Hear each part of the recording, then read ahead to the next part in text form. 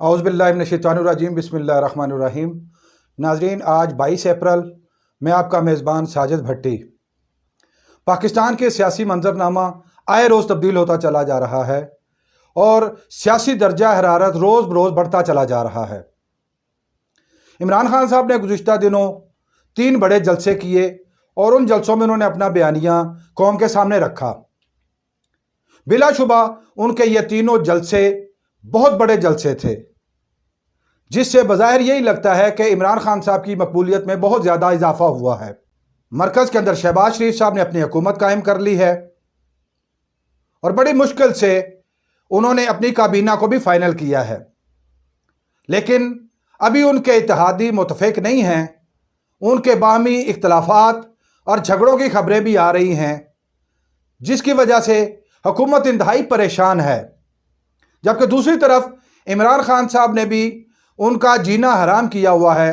عمران خان صاحب کا بیانیہ مقبول ہوتا چلا جا رہا ہے اور لاکھ کوشش کے باوجود حکومت اپنا بیانیہ بنانے تک میں بھی کامیاب نہیں ہو سکی۔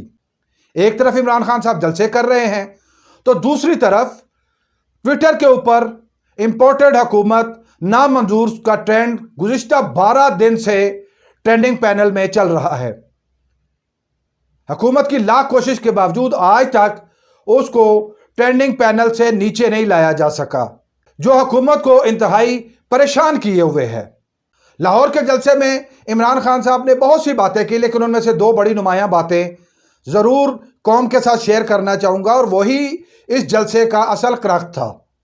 ایک تو عمران خان صاحب نے پاک فوج کے خلاف بیان بازی سے اپنے کارکنان کو منع کیا اور انہوں نے انتہائی دانش مندی کے ساتھ یہ بیان دیا کہ پاک فوج کی ضرورت مجھ سے کہیں زیادہ ہے، پاک فوج ہی پاکستان کی حفاظت کی ضامن ہے۔ اور دوسرا، انہوں نے جلسے کے اختتام پر اپنے عوام اور کارکنان کو مخاطب کرتے ہوئے انہوں نے یہ کہا کہ آپ عید کے بعد تیار رہیں، میں آپ کو اسلام آباد کی کال بھی دے سکتا ہوں۔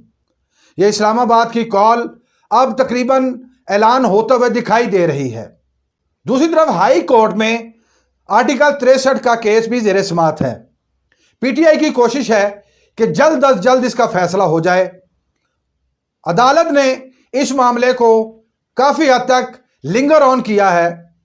ابھی 1-2 سماعتوں کے بعد عید کے بعد اس کی سماعت کرنے کا اعلان کیا گیا، یعنی اب کوئی 2 ہفتے کا سماعت کے اندر جو ہے وہ وقفہ ڈال دیا گیا ہے۔ جو فیصلہ چند دنوں میں ہو جانا چاہیے اور جو سیاسی منظرنامے کو سموتھ بھی کر سکتا ہے، اس کو اس قدر طول دینا سمجھ سے باہر ہے۔ اس کیس کو طول دینے کا مطلب یہ ہے کہ سیاسی ٹمپریچر ابھی اور بڑھے گا۔ اس کے ساتھ ساتھ پی ٹی آئی کی فارن فنڈنگ کیس بھی الیکشن کمیشن میں زیر سماعت ہے۔ ہائی کورٹ نے الیکشن کمیشن کو 30 دن کے اندر اس کے اوپر فیصلہ کرنے کا بھی کہا ہے۔ عمران خان صاحب نے مطالبہ کیا ہے کہ آپ پی ٹی آئی کا فارن فنڈنگ کیس اور پیپل پارٹی کا فارن فنڈنگ کیس اور جے یو آئی کے فارن فنڈنگ کیس کو بھی ایک ساتھ سنیں، لیکن بظاہر یہی لگتا ہے کہ عمران خان صاحب کا یہ مطالبہ ابھی ماننے میں نہیں آ رہا۔ دوسری طرف جو خبریں آ رہی ہیں وہ یہ ہیں کہ اس وقت اس کیس کی سماعت میں پی ٹی آئی کے لیے کوئی اچھی خبر نہیں ہے۔ عمران خان صاحب کو بھی اس چیز کا ادراک ہے کہ الیکشن کمیشن ان کے خلاف یا ان کی پارٹی کے خلاف کوئی بڑا فیصلہ دے سکتا ہے۔ بظاہر ایسا فیصلہ جس میں پی ٹی آئی کو بین کیا جائے یا عمران خان صاحب کو سیاست سے الگ کیا جائے، وہ انتہائی مشکل دکھائی دیتا ہے۔ اگر ایسا فیصلہ ہو جاتا ہے تو پھر یقیناً پاکستان کے حالات بگڑ بھی سکتے ہیں۔ آج کی سب سے بڑی ڈیولپمنٹ یہ ہے کہ آج شہباز شریف صاحب کی صدارت میں نیشنل سیکورٹی کمیٹی کی 37ویں میٹنگ ہوئی۔ اس میٹنگ میں پہلی دفعہ امریکہ میں پاکستانی سفیر اسد مجید صاحب کا بیان بھی لیا گیا۔ سیکورٹی کمیٹی کی میٹنگ میں سب سے پہلے تو گزشتہ میٹنگ میں کیے گئے فیصلوں کی توثیق کی گئی اور اس کی تائید کی گئی، جس میں یہ کہا گیا تھا کہ پاکستان کے سیاسی امور میں فارن انوالومنٹ یا مداخلت ہوئی ہے اور اس کے اوپر باقاعدہ احتجاج کا فیصلہ بھی کیا گیا اور احتجاج بھی کیا گیا۔ مگر آج کے اجلاس میں واضح طور پر یہ اعلامیہ جاری کیا گیا کہ مختلف سیکورٹی ایجنسیز کی انفارمیشن کے بعد یہ واضح ہو گیا ہے کہ پاکستان کے سیاسی معاملات اور عمران خان صاحب کی حکومت کی تبدیلی میں کسی قسم کی کوئی بین الاقوامی یا بیرونی سازش کے ثبوت نہیں ملے۔ اس کا مطلب ہے کہ سازش کے پہلو کو یکسر مسترد کر دیا گیا ہے۔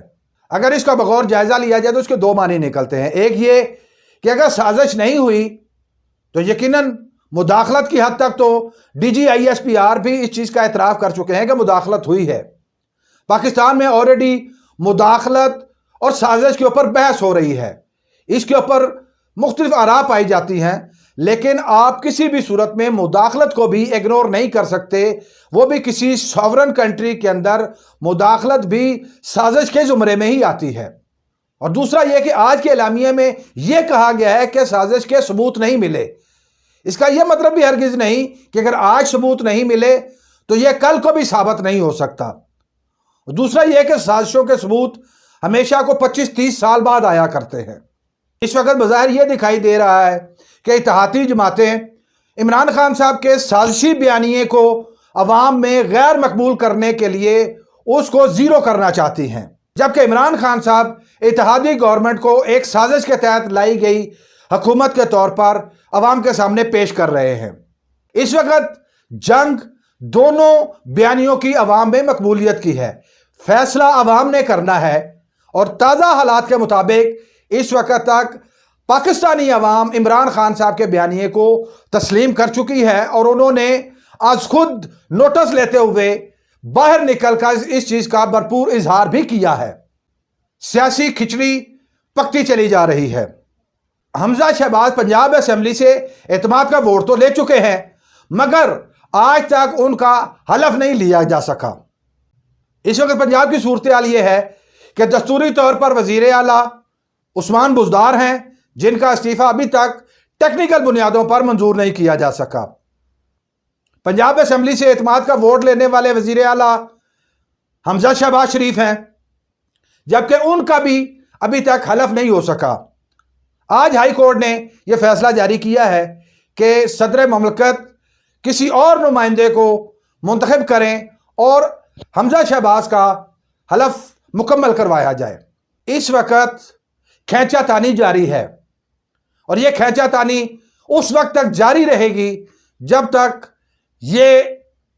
تک دونوں میں سے کسی ایک کی شکست نہیں ہو جاتی، کیونکہ دونوں شکست ماننے کو تیار نہیں اور محاذ آرائی کی طرف بڑھا جا رہا ہے۔ لاہور کے جلسے میں عمران خان صاحب نے 2 اعلان اور بھی کیے ہیں۔ ایک تو انہوں نے یہ کہا کہ چلیں آپ سے غلطی ہو گئی ہے تو اب اس غلطی کا ازالہ کریں اور فوری طور پر الیکشن کروائے جائیں، اور دوسرا انہوں نے قوم کو اس چیز کے لیے بھی تیار رہنے کے لیے کہا کہ عید کے بعد وہ اسلام آباد کی طرف مارچ کی کال بھی دے سکتے ہیں۔ موجودہ تمام سینیریو اور حالات کو اگر سامنے رکھا جائے تو بظاہر یہی دکھائی دیتا ہے کہ عید کے بعد پاکستان میں ایک بہت بڑی موو اور تحریک چلانے کا اعلان ہو سکتا ہے۔ یہ سارے حالات کسی صورت بھی پاکستان کے مفاد میں نہیں ہیں۔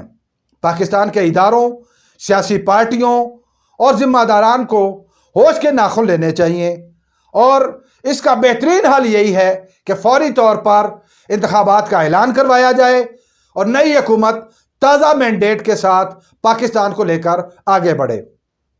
ملکی حالات میں ہونے والی تبدیلیوں کے سلسلہ میں ایک نئی ویڈیو لے کر انشاءاللہ بہت جلد آپ کے سامنے حاضر ہوں گے۔